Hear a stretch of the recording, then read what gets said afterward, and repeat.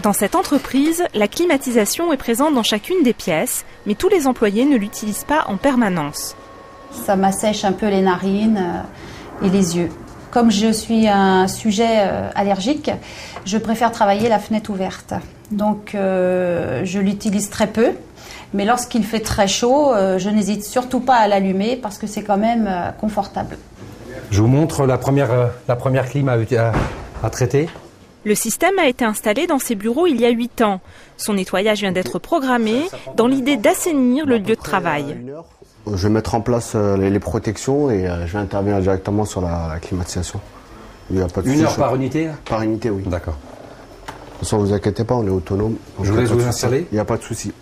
D'accord. Nous nous sommes aperçus que en faisant les entretiens qu'on faisait habituellement, on n'allait pas en profondeur au niveau des évaporateurs, au niveau des climatisations. Et donc, il restait des bactéries, il restait de la saleté, de la crasse. Et donc, on avait besoin d'aller un peu plus en profondeur pour rendre vraiment le matériel le plus simple possible. Aujourd'hui, le nettoyage ne va pas se limiter au filtre de la climatisation. Le technicien va intervenir là où s'amalgament poussière, moisissures et même bactéries transportées par l'air.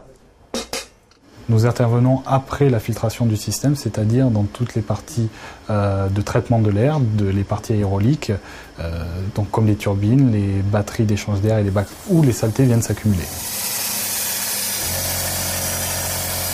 Donc là, en fait, je viens de finir la phase de dégraissage. On dégraisse en premier pour enlever le plus gros des bactéries et je laisse agir le produit 5 minutes et pendant ce temps, je vais nettoyer les autres parties de la clim. Et après, je reviendrai faire une désinfection. 2 étapes nécessaires pour éliminer totalement les résidus courants et ceux qui le sont moins.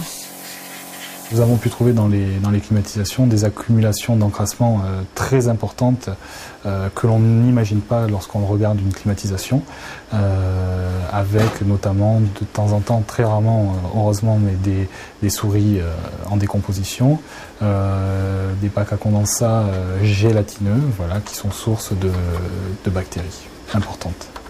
Compte tenu des poussières et des résidus qu'elles font circuler, les climatisations peuvent favoriser les allergies et les irritations.